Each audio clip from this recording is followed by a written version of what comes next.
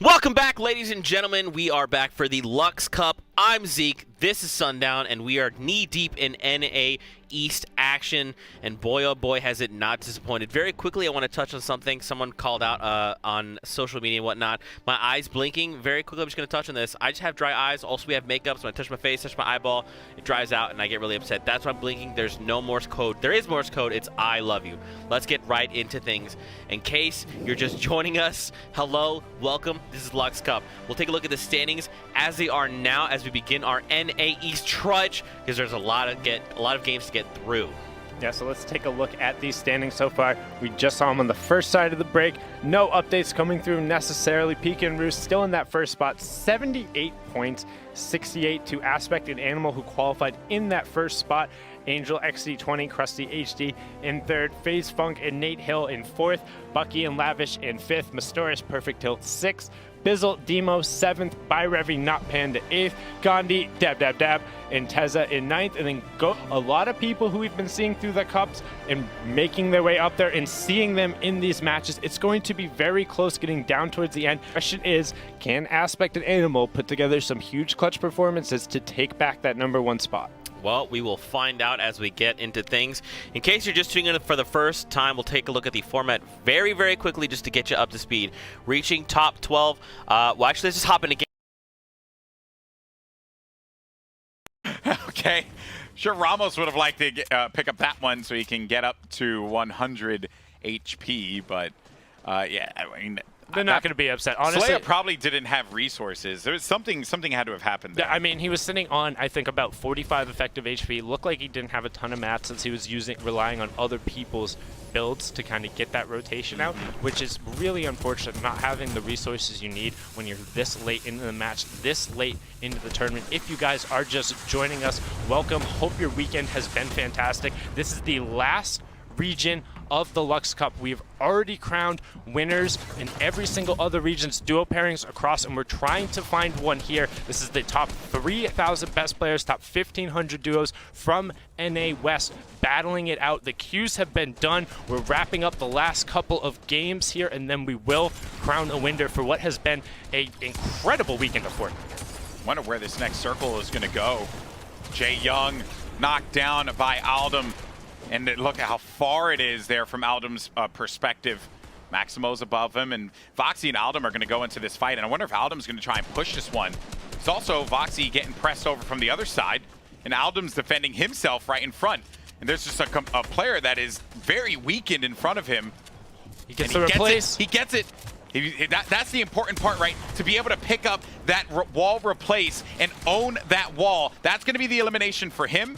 That's another point, 2 points for them, and he's going to be able to get all those resources. And also gets him closer to that top 12 situation since his duo is out there. Very big to pick up whatever elims you can. As you see Maximo trying to rotate through a number of players, utilizing launch pads and Rift to goes for the long rotations. And we have our current leader, Scented and Som. You talked about minimizing risk, doing that very well so far. Yeah, but I think Som finds himself in a risky position because they weren't able to land onto the jump pad there. Just a little shy.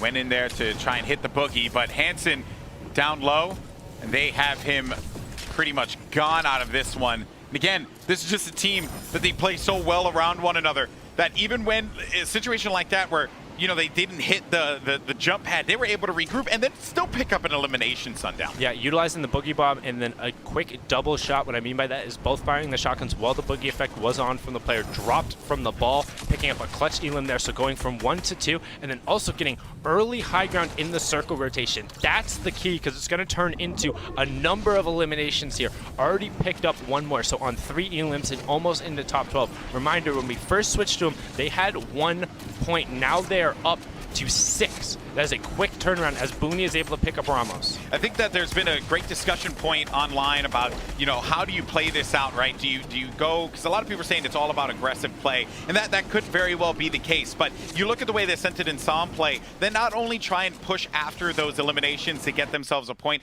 but they're in late game with 0 elims, and then they start to get some of those points, and then they benefit from getting themselves some more points on the placement side of things. They just play it so just so perfectly that that's the reason why they've been at the top, and every time we check in, they're still at the top. Yeah, that's one thing we've talked about, why playing for placement generally can end up being a slightly more effective strategy, because the longer you're in the maps, the more opportunities you do get to eliminate opponents. I know Zayt and Saf are very big proponents of that. Often their highest elimination game come purely off of those end game eliminations. Yeah. TSM, Vinny, and Zexo, two players who do that a lot, as well as Lana trying to cover himself up, and now going to be able to put those 3 big pots to use. Remember, the pickup he had earlier, getting 3 big pots and the 2 Rift to Goes, has now propelled them into top 7. So very well done to make sure you use the tools you got from that 1v2 they won to propel yourself further into the end game. Will be able to benefit as well from getting a few more eliminations, but does have another big pot.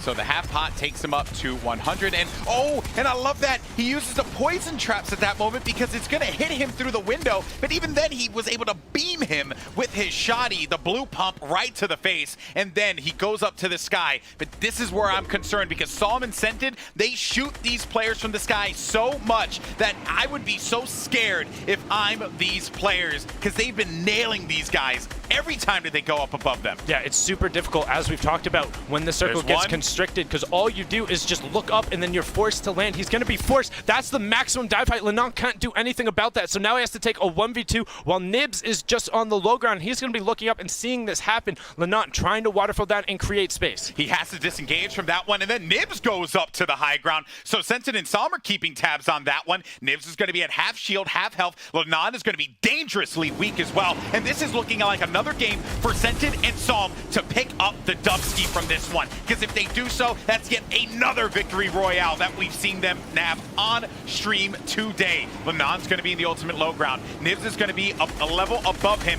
and Sensen and Psalm know that they have him, so they charge on in. They take out Nibs. One more player left alive, and it's going to be Envy's Lenon. Can Lenon pull off the miracle? Can he get the 1v2? They're both going to get shot straight up to the sky, and that's so rough there because Psalm now has the angle. Sensen gets down first, and Lenon is going to be picked out of the sky like a bird in the air, and that will do it, folks. Sensen and Psalm again continue to show why they are the best of the West.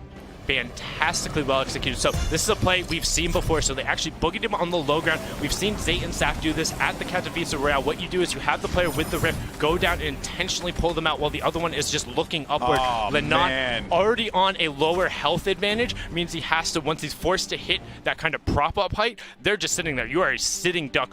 Very well done from them. That's going to propel them and probably open up that top of the leaderboard even more. I wouldn't be surprised if that ends up guaranteeing it for him, but we're going to jump on over. We have Symmetrical, the team who's just below them in the match as well. So let's take a look at the current Elim leaders. We have Nugs at 4, Z-Champ at 3, Zinho at 3, Reciprocity Triggy at 2, and Rise Scruples at 2 as well. Triggy and Harmful had a heartbreaker game where they came in, I believe, 2nd or 3rd a little while ago. But they have had some solid games thus far. They're in the top 10 as well, as we're looking at John and Lifty Soft. Yeah, there. And one thing I want to call attention to, look at where the circle is, Golden Boy. We've had a lot of very much outer edge circles. We are just east of Sunny Step, so it's interesting to see where this movement happens. There's so many players here. Fiber and Nephrix, they are really good. That's all I'm saying. Yeah, and we've seen Solo and Swag Noodles as well. I mean, like we've talked about, these lobbies are stacked, particularly again with the cup matchmaking system. As you get the more points, you're matched up with people closer in points. So these lobbies do not get easier. There are only better players to face. You have to prove that you're the best of the best. As that Circle 5 is revealed, and it's slightly more inward, going to be moving back towards the steps, back over towards those guys. It's not quite in play yet, but they could be later on, as Dank John and Lifty Soft are trying to find an angle here. And look how many players are outside of this next circle. That's a far rotation, and Dank John pushes right on through to solo queue, but he's going to get caught up there on the terrain, so he won't be able to get back up in time. He needs to thirst this one, get the shields back, and that's going to be the elimination for them. So Lifty Soft and Dank John get themselves in elimination. Yeah, they got a little bit of help from Sin Cadet there on the backside. Saw that they were also there. If you look in the bottom right-hand corner, there's about 3 different teams in that area. Symmetrical and Cadet, they were in that 2nd place spot, so trying to get as many eliminations as they can. Also Fiber and Nephrix, players who have been popping off. And when I say that, I mean we've seen everything as he guides the player into the box. Oh, lifty soft. Oh, man. You should have lifted away. That is that's so difficult there to pull off. But Nefric just timed that one beautifully. It said, oh, come on into my box, sir. I have wares. Oh, shotgun to the face. Very well played from him there, editing that cone to basically welcome him on in. Now you see Myth. Enthos just got picked up, so Myth now a solo rider, but a decent amount of utility and splodes here might be able to make a play as we get closer to that first placement point threshold. Remember, 12th place is 3 points. That's the first one we're looking for. After that, it's top 7, top 3, and the victory route. Throw them all down there. Yep, every single one of those dynamite is going off, just hoping to get something. 1 goes off, 2 goes off, 3 goes off. Willie Denizen gets picked up. Can he convert? The thing is now the rest of the lobby's going to look down, and that's 2 elims for Myth. Very well played there, pushing another team back out of the match. That's 4 points for them, and he's edging towards the top 12. Exactly. One step closer to getting some more points for him and his teammate. But we'll see Myth maybe a little bit later on as we go to Famhood and Sheep.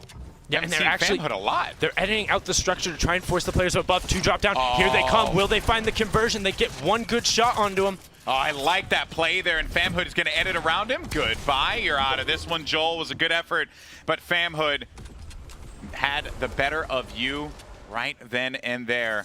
And look at that next circle, Golden Boy. We're actually going to the top northeast corner. We are barely on the map anymore. I'm super interested to see if we end up actually going over the side of the map as 1, 2, 3, 4, 5 players pulled up into the sky, and then Myth securing himself the early rotation. So he's going to have an angle to look back on the rest of the field, but needs to be careful if he gets landed on. There's so many players coming towards him. Yeah, so many players are going to surround Myth. I wonder how he's going to deal with that one. And also, how is Cadet Symmetrical going to fight out of this? They got some white damage in front of him. Is he able to get the elimination there? He's just spamming the compact SMG, and that was going to be Myth, and he comes out on top with that one. He's going to get himself 76 HP. He also has a big pot, so he can get himself up to 100 shields. The jump pad to boot. Lots of utility that he could use later on, but that is an unfriendly circle, to say the least, Sundown. Yeah, very much so. The ballers are going to have to be careful, particularly if somebody hits them with a pickaxe or an impulse or any explodes towards the side. As you see, Tuki is picking up Exalted there, and Sheep is able to convert on it. So now getting closer and closer to the top 12, but everyone just trying to stay in the server. They don't want to miss out on placement points, and they want the chance for the elims as the rotation comes through. It's basically over the side of the map. This is what we're talking about. So part of the